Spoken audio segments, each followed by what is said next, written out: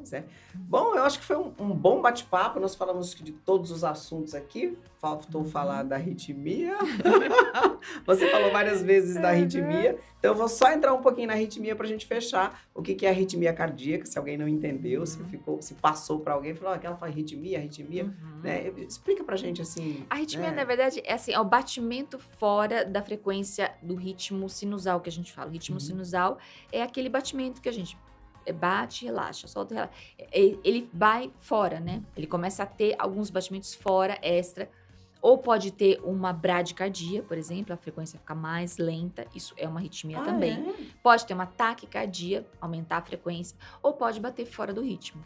Tem todos esses tipos. Batimentos cardíacos, o que que é uma média comum para assim? Porque às vezes eu já Uhum. aconteceu de eu olhar assim e fazer, nossa, mas tá muito baixo meu batimento cardíaco. Será que é um Bradicardia. bradicardia? Bradicardia. É, Abaixo de 50. é baixo de Isso. 50? Abaixo de 50 a gente já considera como bradicardia, tá? 50 a 80, 75 é quando a gente tá em repouso normal. Ah, tá. Mas Então, até então ela 100, oscila também, né? ela oscila conforme o que você tá fazendo, né? Tá correndo, tá aumentando a atividade física, a frequência tem que aumentar, né? É. Então, assim, em torno de, até 75, 80 a gente considera normal. Aí acima a gente já considera como uma taquicardia. Eu acho que aqui já falamos aqui um pouquinho também Uhum. das Os fatores de dos fatores, risco, que fatores são de todos risco. os mesmos. Sintomas, eu acho que ela pode ser silenciosa também, a arritmia? Pode, No caso da pode, bradicardia que porque você às falou, né? vezes a pessoa não sente. Tem muita gente que sente. Quando às vezes vem no consultório, fala, doutora, eu tô tendo palpitação. Meu coração, às vezes eu sinto ele, às vezes eu sinto mal-estar, às vezes eu sinto uma fadiga, alguma coisa inexplicável. Então, Uhum. assim, quando a pessoa chega mais ou menos no meu consultório com uma queixa, assim, principalmente mulheres normalmente, tem assim, essa queixa, assim, que não é uma queixa muito fácil de você determinar. Identificar ali, né? Não, pede um Holter. Pede um Holter, porque normalmente está tendo extrasístole. O que é extrasístole? É o batimento fora, tá? Então, é muito comum isso a gente deparar. A pessoa não sente nada, ou às vezes aquele mal-estar, aquele desconforto, alguma coisa que ela não tá entendendo o que é. Olha, Todos os exames normais, pede um Holter. qual é a causa das arritmias? Então, as arritmias, normalmente, a gente tem o foco, né, de despolarização do coração, que ele libera o estímulo nervoso para Uhum. poder fazer a contração, e às vezes ele não vai pelo caminho correto, ele vai por vias acessórias, que a gente fala, ele vai por outras vias, e aí ele compete com a via principal. Então, você começa a ter batimentos fora daquele batimento da via principal. Tipo, não se comportou, não foi. Não E foi pro por que caminho não se certo. comportou? O que que pode ter acontecido Às ali no vezes, por caminho? exemplo, uma fibrose. Uma fibrose naquela região da musculatura do coração. Ela estimula o mecanismo arritmogênico. Lembra que eu falei do infarto, tudo? Uhum. Você tem uma região ali que forma uma fibra, Ah. o estímulo vai para lá, ao invés de ir para o nó, que normalmente era para ele ir, por exemplo.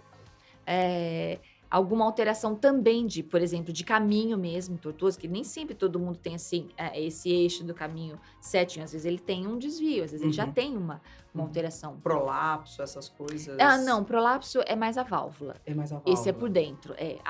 O prolapso, normalmente, o que ele dá batimento, às vezes, mais acelerado, num período de estresse, tá? Ah, Então, ou às vezes bate descompensado, mas no período de estresse, normalmente, que é o que o prolapso dá. entendi. Mas é uma alteração da válvula em si, que é o deslocamento do folheto da válvula. E os riscos de uma arritmia que não é tratada, por exemplo? Não observei, não estou sabendo e não tratei. O que que acontece lá no final? Isso, depende muito da arritmia, né? A gente tem as arritmias benignas e as malignas, né? Uhum. Então, assim, às vezes, no Holter, a gente consegue verificar quantas arritmias você teve ao longo do dia. Por isso que é muito importante a gente ver o Holter, para ver se aquilo está ultrapassando o limite que é preconizado ou que tipo de arritmia que está vindo. Porque Uhum. a gente tem algumas arritmias que vêm do átrio e tem algumas arritmias que vêm do ventrículo. Então, você não sabe. É muito importante a gente saber diferenciar, porque as do ventrículo normalmente são as mais graves, tá? São as que mais podem futuramente ter os problemas de parada, fibrilação, é mais ventricular. Uhum. Do átrio, normalmente, ela é mais benigna. Normalmente. Mas, às vezes, quando a gente vai investigar, ou a quantidade também, se for muito intensa, tem que tratar. Normalmente, a gente trata. pra ser Entendi, sincero. entendi. Mas existe formas de você combater isso ou resolver? Sim. Existem tratamentos hoje muito resolutivos para arritmia, né? Que são a chamada ablação. A ablação vai no feixe de onde tem arritmia e você queima aquilo. Sim. Acaba com aquele foco. Então, você viu que aquele foco... Lembra do lugar da fibrose? Sim. Você viu que aquele foco está errado. A condição do estímulo elétrico não é para ir para lá, para aquele lugarzinho. Você vai lá e queima. E aí, ele volta a ser normal. Então, você fez o quê? Você acabou com a arritmia. A arritmia não existe mais. Olha que bacana. Sim. Chama-se Ablação. ablação. Isso. E como que ela pode impactar a qualidade de vida das pessoas? Você que acompanha esses casos bem de perto lá no consultório, né? Sim, é a fadiga, é o mal-estar, então é aquela sensação de correr uma maratona, que você às vezes está com uma taquicardia ou batimento meio fora, meio que parece que você tá... essa queixa é muito comum, você tem muito cansaço, né? Aquela pessoa assim, nossa, eu tô com fadiga, eu tô com cansaço, porque assim, o corpo tá parado, mas ao mesmo tempo ele tá acelerado. Então, é como se você estivesse correndo uma maratona parado. Sim. Então, você tem os sinais de fraqueza, de cansaço, Mas ao de mesmo fadiga. tempo, o sinal do que o coração... Você sente o coração Você batendo sente o mais coração forte. batendo mais forte, mas tem gente que não sente. Não é todo mundo que sente. Não é todo mundo. Você só sente, às vezes, o mal-estar. Você fala, eu não tô legal, eu tô sentindo que eu não... Acordei hoje, eu não tô bem. Não sei o que é. Não é tão fácil de identificar uma arritmia. Interessante. Eu achei que a arritmia era quando você tinha esse movimento descompassado e você sentia isso, Nem né? Eu, por exemplo, sempre. na gravidez tive uma arritmia. Meu Deus do céu. Eu falei, meu Deus do céu, o que é isso, né? Porque batia demais aqui. Bom, Eu costumo falar, bomba. sorte daquele que sente. Porque aquele que sente vai procurar ajuda. Eu falei, meu Aquele Deus. que não sente, que é uma coisa meio Eu tava, acho que, com inespecífica, não procura 7 ajuda. meses de gravidez, Sim. 7 para 8 meses. Teve. Aí eu falei, nossa, eu vou agora no médico, porque, né, sei lá, a sorte que era um feriado, eu cheguei em 20 minutos no hospital. E aí foi detectada uma arritmia, mas eu já tinha tido isso outras vezes, então eu não me assustei. Sim. E aí foi lá que eu descobri que eu tinha arritmia. Então. Aí eles fizeram todos... Porque eu chegava no hospital quando eu tinha, eu chegava, às vezes eu ia pro hospital, quando eu chegava Já tinha lá... passado. Já tinha passado. Sim, Fazia exame com o muito médico, não dava comum nada. Eu fiz todos os exames de cardiologia, fiz até aquela cintilografia, Cintilografia, né? Que era bem específico. Aham. E não foi detectado. Na Isso gravidez eu acontece. cheguei lá com arritmia, fizeram o exame. Você tem arritmia? Eu falei, Sim. E aí? O que faz com isso? É muito comum E aí isso. depois eu descobri que era congênita, né? Eu nasci com esse canalzinho que você fala, anômalo. já tortinho, então de vez em Sim. quando o sangue vai pro lugar Vai errado. pro outro lugar. Isso, é isso Não mesmo. se comporta, né? Mas Acontece. e eu só senti nesse período. Ele falou, se pretender ter uma outra gravidez, vai ter que fazer uma cirurgia e tal, pra não Isso, às correr vezes nesse fica de risco olho e tal, nisso. né? Porque... Você vê Mas daí como fizeram um né? boot lá, assustador. Voltei ao normal Voltou. e nunca mais tive. Bom. Mas é isso aí.